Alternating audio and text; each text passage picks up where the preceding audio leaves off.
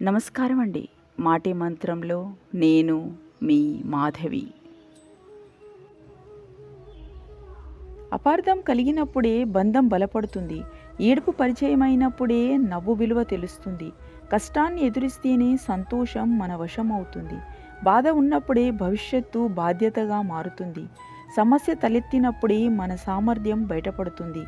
చిరునవ్వుతో సమస్యలను ఎదురించు, ప్రేమగా పరిష్కరించు. కఠినమైన పరిస్థితుల్లో మనిషికి అండగా నిలిచేది విశ్వాసం మాత్రమే. చెవిలో నెమ్మదిగా చెబుతుంది, ఏం పర్లేదు, అంతా మంచే జరుగుతుంది అని. మనం ప్రయత్నించాల్సిన దారి సిద్ధంగానే ఉంటుంది. దాన్ని మనం ఎంచుకోవడంపైనే ప్రయాణం ఆధారపడి ఉంటుంది. నీతిగా నిజాయితీగా తన పని తాను చేసుకుంటూ పోయేవారికి శత్రువులు ఎక్కువ. అదే అన్యాయాలు చేస్తూ తన అబద్ధపు మాటలతో ఎదుటివారిని మోసం చేస్తూ అడ్డమైన దారుల్లో డబ్బు సంపాదించే వారికి అందరూ మిత్రులే.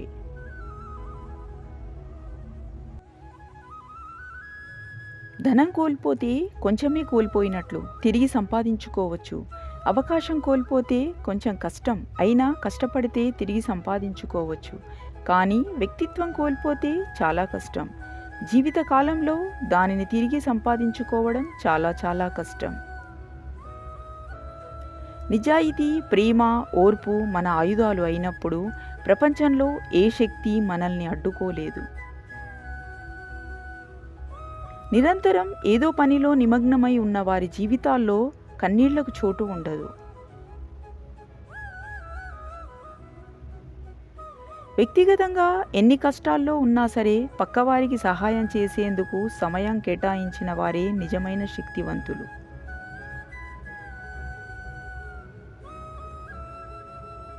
మనం చేసే చిన్న సహాయం వలన ఈ ప్రపంచం ఏమీ మారిపోదు. కానీ సహాయం పొందిన వారి ప్రపంచం ఖచ్చితంగా మారుతుంది. ఆ ప్రపంచంలో మన స్థానం ప్రత్యేకంగా మిగులుతుంది. సహాయం చేయడం అంటే నీకు ఉన్నదంతా దానం చెయ్యమని కాదు, దిక్కుతోచని వారికి కాస్త దారి చూపమని అర్థం.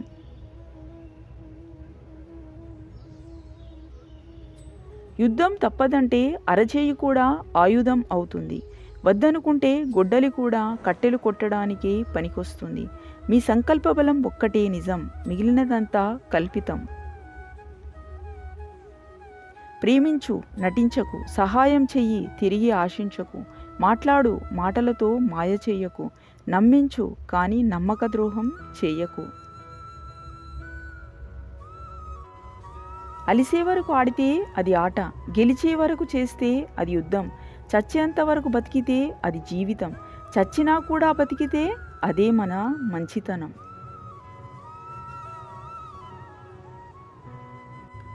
దేవుడు మనల్ని ఏం చేస్తాడులే అని నలుగురిని మోసం చేసి 10 కుటుంబాలను రోడ్డున పడేసి అడ్డదారుల్లో డబ్బు సంపాదించి విర్రవీగేటప్పుడు తెలియదు చేసిన పాపాలు. పండే ఆసుపత్రుల్లో రోజులు లెక్క పెట్టేటప్పుడు గోడ మీద ఇలా రాసి ఉంటుంది, ఐ సీ యు అని. అంటే అర్థం, నేను నిన్ను చూస్తున్నాను. దేవుడు అన్నీ చూస్తూనే ఉంటాడు.